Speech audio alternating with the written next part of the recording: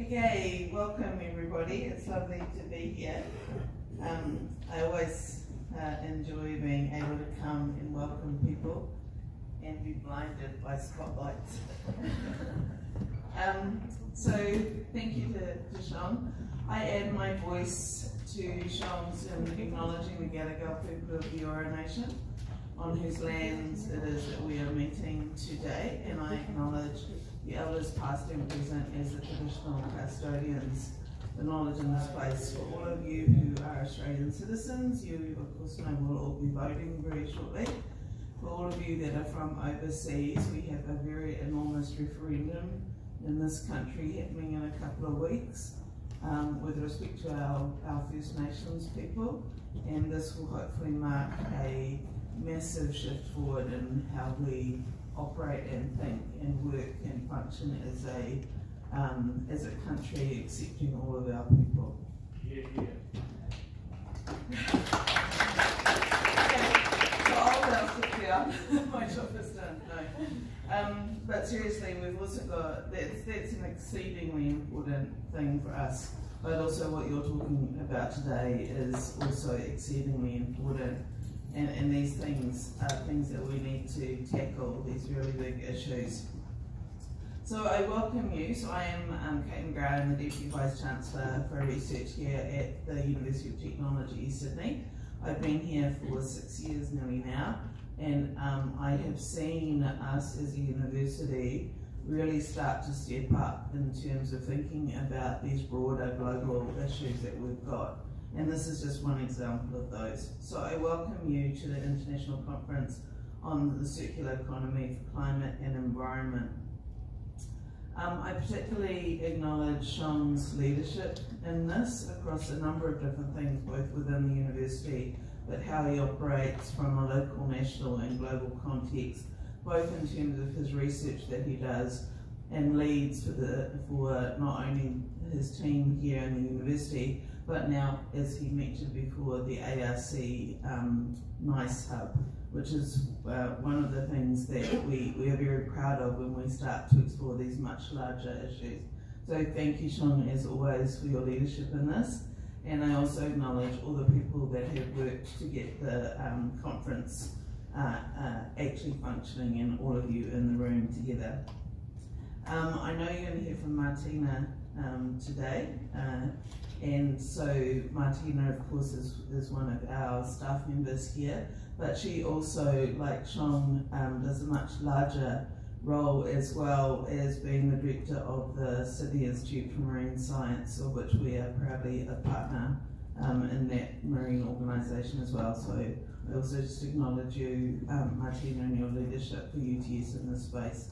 But I acknowledge all of the plenary speakers that you're going to hear from, and thank you so much. I know Martina has not come very far, but I know many of you have come quite a distance, so I really appreciate that. So we have had as a university the conceptualisation of sustainable research at the forefront of everything that we've done pretty much since we came to become a university about 35 years ago now. And that work, that sustainable research, has been delivering across the fronts of environmental science, climate change, green energy, clean water solutions, from both a very local context, and I'm assuming that Martina will talk you through some of those local things, but all the way through to a global context as well. We have teams of researchers across science, the Institute for Sustainable Futures, and Engineering and IT, who are dedicated to investigating processes of technology to improve the way we manage one of life's crucial resources, water, for example. So that's just one example of things that we do. We have a huge amount of increased work in sustainable business, and we're working really hard to try and get all of those different elements connected to each other, much in the same way that the people at this conference are coming together to really tackle these big things. Over the last probably 3 or 4 years, we've seen a really big uplift in thinking about decarbonisation and the circular economy as a whole. And the New South Wales State Government has taken a really big leadership role in this and supporting us. So we host the decarbonisation hub along with 3 or 4 other universities, and that's a really big mark of the state government also recognising that it has a critical role along with the universities to be able to explore, understand and tackle these types of issues. So not only is it becoming a foundational bit of critical focus by the few, but what we're seeing is that it's increasingly being embedded in a huge proportion of our total research across the university. And I think that's one of the really big fundamental changes that we're seeing, is that it's not just being now left to the few, it's being understood that it has to be the many and that it has to be in all research that we do.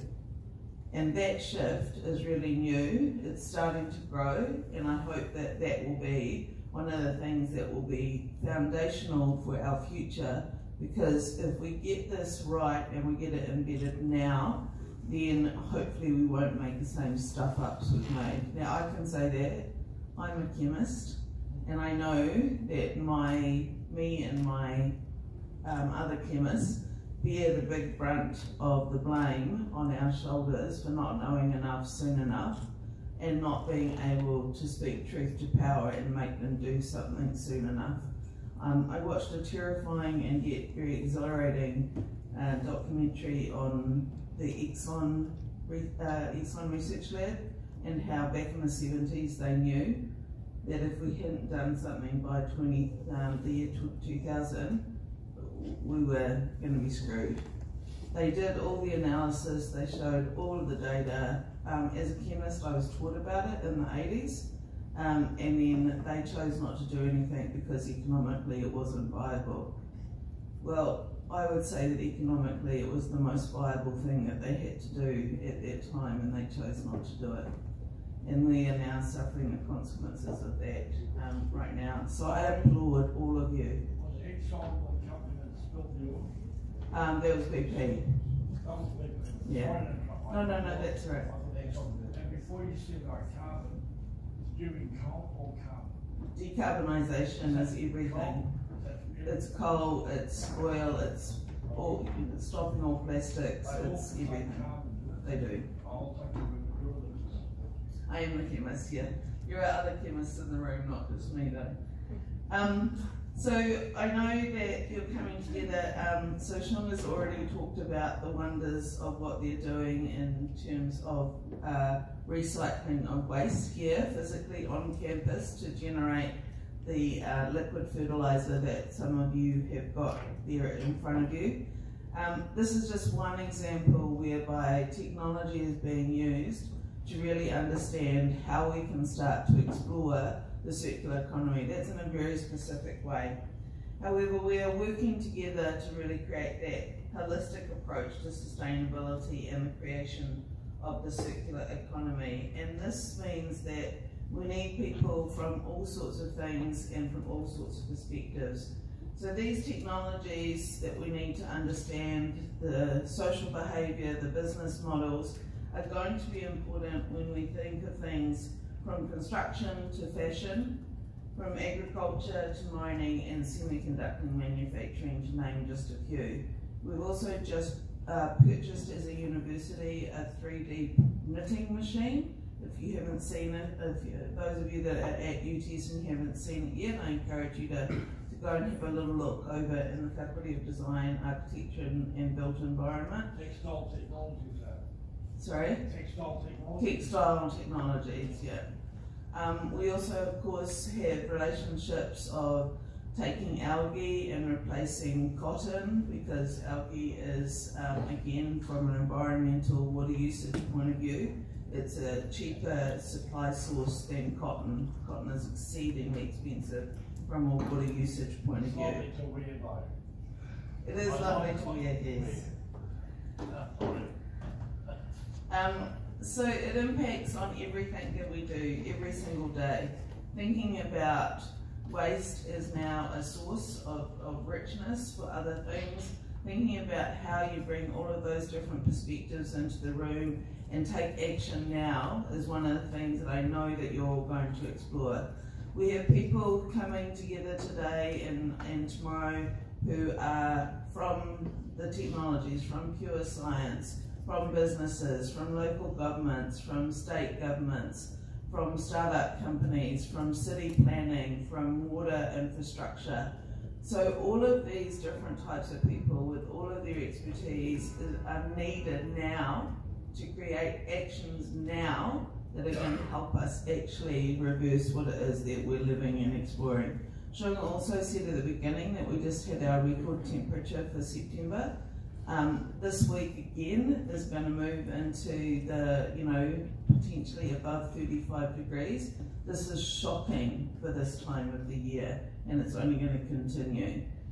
We have major issues around the fact that we're going to go into another huge fire year. So all of these are because of what we have done, and all of these things can be reversed because of what we will do.